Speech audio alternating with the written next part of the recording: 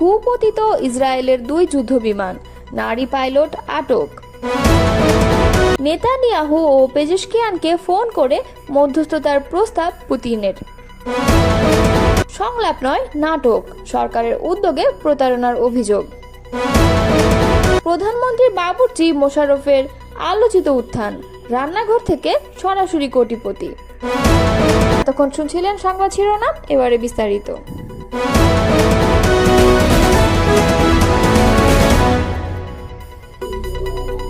মধ্যপ্রাচ্যে চলমান উত্তেজনার মধ্যে ইরান ও ইসরায়েলের পাল্টাপাল্টি হামলায় নতুন মোড় নিয়েছে পরিস্থিতি। ইরানের হামলায় ইসরায়েলের 2টি যুদ্ধবিমান ভূপতিত হয়েছে বলে দাবি করেছে দেশটির আধা সরকারি সংবাদ সংস্থা মেহের নিউজ। তাসনিম নিউজের বরাতে জানা গেছে, ভূপতিত যুদ্ধবিমানগুলোর একটির নারী পাইলটকে আটক করা হয়েছে। তবে ইসরায়েলি সেনাবাহিনী এই দাবি অস্বীকার করেছে। তারা বলেছে তাদের কোনো বিমান ভূপতিত হয়নি এবং কোনো সেনা সদস্য নিখোঁজ বা বন্দী হননি। এর আগে শুক্রবার ভোরে ইসরায়েলি বিমান বাহিনী অপারেশন রাইজিং লায়ন নামে একটি বড় ধরনের অভিযান চালায় ইরানে। এতে দেশটির বেশ কয়েকটি পরমাণু স্থাপনা, ব্যালিস্টিক ক্ষেপণাস্ত্র নির্মাণ কারখানা এবং সাময়িক কমান্ড সেন্টারে হামলা চালানো হয়। এই অভিযানের জবাবে ইরানও হামলা শুরু করে। পাল্টা আক্রমণে শতাধিক ব্যালিস্টিক ক্ষেপণাস্ত্র ছোড়ে তারা, যার কিছু ইসরায়েলের বিভিন্ন অঞ্চলে আঘাত হানে। টাইমস অফ ইসরায়েলকে দেওয়া এক সাক্ষাৎকারে ইসরায়েলের এক নিরাপত্তা কর্মকর্তা বলেন, ইরানে মোসাদ এজেন্টরা গোপনে একটি ড্রোন ঘাঁটি স্থাপন করেছিলেন। সেখানে পরিচালিত হয় এই হামলা। এতে ইরানের বিমান প্রতিরক্ষা ব্যবস্থার একটি বড় অংশ ধ্বংস হয়ে যায় বলে দাবি করা হয়। ইসরায়েলের হামলায় ইরানে এখন পর্যন্ত অন্তত 78 জন নিহত এবং 329 জন আহত হয়েছেন।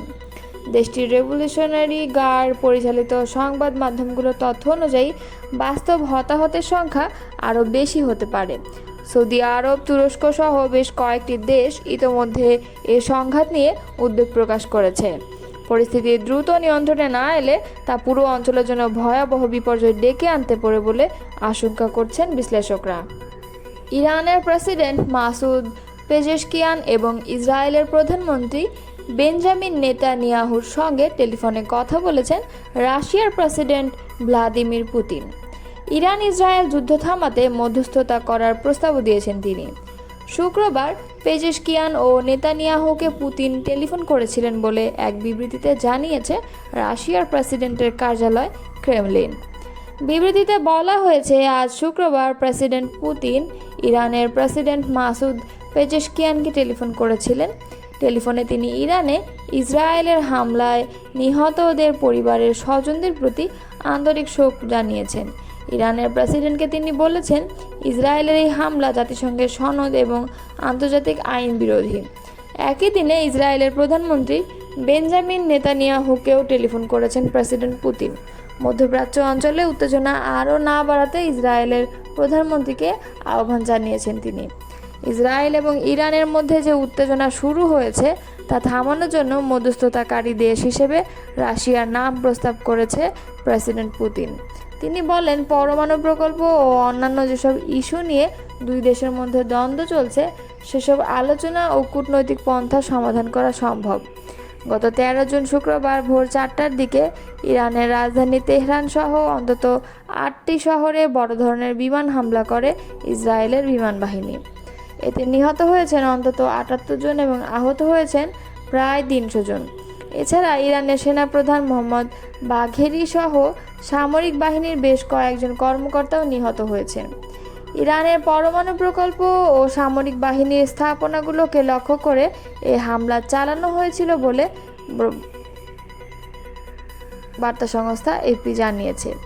হামলায় ইরানের অন্তত 100টি স্থাপনার ক্ষয়ক্ষতি হয়েছে। ইরানের প্রতিরক্ষা বাহিনী এর সামরিক অভিযানের নাম দিয়েছে দ্য রাইজিং লায়ন।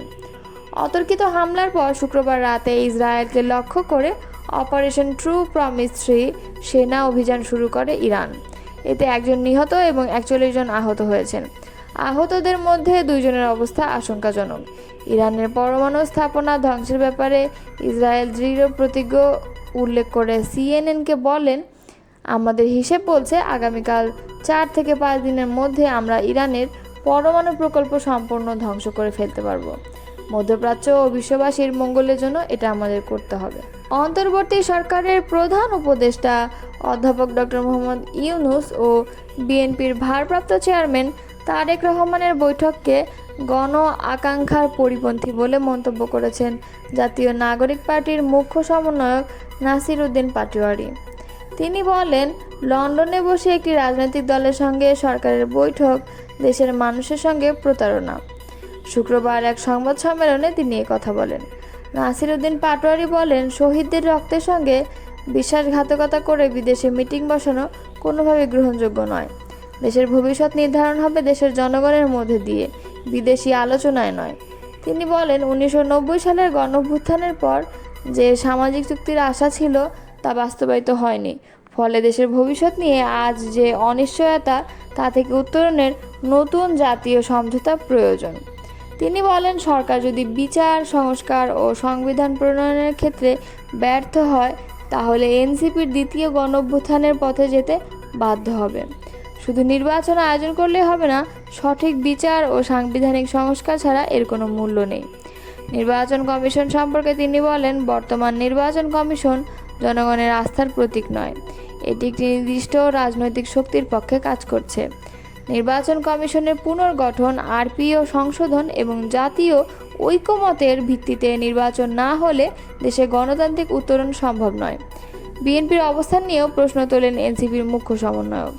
তিনি বলেন, একসময় ডিসেম্বরের মধ্যে নির্বাচনের কথা বললেও বিএনপি এখনও কোনো সুস্পষ্ট প্রস্তাব দিতে পারেনি। ফলে স্পষ্ট হয়েছে তারা শুধু ক্ষমতার অংশীদার হতে চাইছে, জনগণের স্বার্থে নয়। প্রধান উপদেষ্টার প্রতি আহ্বান জানিয়ে তিনি বলেন, শহীদদের আত্মত্যাগ ও জনগণের কষ্টের মূল্যায়ন করতে হলে মাঠে নেমে জনগণের মন বুঝতে হবে, না হলে ইতিহাস কাউকে ক্ষমা করে না। আমার বাসায় কাজ করেছে, পিয়ন ছিল, সে এখন 400 কোটি টাকার মালিক। প্রধানমন্ত্রী থাকাকালীন এমন কথা জোর গলায় বলতে শোনা গিয়েছিল শেখ হাসিনাকে। দীর্ঘ 16 বছরের শাসনামলে হাসিনার ছোঁয়ায় ভাগ্য বদল হয়েছে এমন অনেকেরই, যাদের মধ্যে আছেন তার বাবুর্চি মোশাররফ শেখও। নিত্য নতুন রান্না করে ভোজনরসিক হাসিনার মন জয় করে ফোন দিয়ে আটতেন এই বাবুর্চি। নিজ এলাকা ফরিদপুরের সালথা উপজেলায় খাদাতেন প্রভাব। অথচ দিনমজুর বাবার সন্তান মোহাম্মদ মোশাররফ শেখ নিজের নামটি ঠিকমতো লিখতে পারেন না। বাবার সম্পত্তির ভাগ পেয়েছেন মাত্র 5% জমি। 30 বছর আগে এক হোটেলের বাবুর্চি হিসাবে কাজ শুরু করেন। এর মাত্র 2 বছর পর ভাগ্যক্রমে সাবেক প্রধানমন্ত্রী শেখ হাসিনার বাসার বাবুর্চির কাজ পান। এরপর মোশাররফের ভাগ্যের চাকা ঘুরতে থাকে। জানা যায় 1996 সালে শেখ হাসিনার বাসায় বাবুর্চির চাকরি পান মোশাররফ। তিনি এখন কয়েক কোটি টাকা সম্পদের মালিক। গ্রামে ও শহরে রয়েছে তার বাড়ি-গাড়ি। অভিযোগ রয়েছে, আওয়ামী লীগ সরকারের আমলে নিজ গ্রামের প্রতিবেশী কৃষকের জমি দখলসহ সাধারণ মানুষকে নানাভাবে হয়রানি করেছে বাবুর্চি মোশাররফ। সালথার ভাওয়াল ইউনিয়নের বড় কামদিয়া গ্রামের কৃষক রহমান শেখের ছেলে মোশাররফ। তিনি 28 বছর হাসিনার বাসার বাবুর্চি ছিলেন। তবে 5 আগস্ট শেখ হাসিনা দেশ ছেড়ে পালিয়ে যাওয়ার পর গা ঢাকা দেন। সম্প্রতি তার বিরুদ্ধে জমি দখলের অভিযোগ দিয়েছে বড় কামদিয়া গ্রামের কৃষক মোহাম্মদ চান মিয়া ফকিরের ছেলে সাগর মিয়া। এরপর থেকে বেরিয়ে আসছে মোশাররফের নানা অপকর্ম, নিরীহ মানুষের উপর অত্যাচার, জুলুম ও সম্পদের তথ্য। চান মিয়া ফকিরের ভাতিজা সেন্টু ফকির বলেন, আমার চাচা একজন গরিব কৃষক। তার 42% জমি দখল করে পাকা ঘর নির্মাণ করেন মোশাররফ। ওই ঘরের চালের উপর একটি নৌকা তৈরি করে টানিয়ে রাখেন। তখন আমরা পুলিশ প্রশাসনের কাছে গিয়েও কোনো সমাধান পাইনি। জমি দখল নিয়ে মুখ খুললেই আমাদের মারধর করে এবং মামলা দিয়ে এলাকা ছাড়া করতেন মোশাররফ। হাসিনা বাবুর্চি হওয়ায় প্রভাব খাটিয়ে পুরো কামদিয়ায় সাধারণ মানুষের উপর জুলুম নির্যাতন চালিয়েছেন তিনি। সালথা থানার ভারপ্রাপ্ত কর্মকর্তা মোহাম্মদ আতাউর রহমান বলেন, জমি দখলের বিষয় নিয়ে মোশাররফের বিরুদ্ধে একটি অভিযোগ পেয়েছি, তদন্ত করে আইনগত ব্যবস্থা নেওয়া হবে।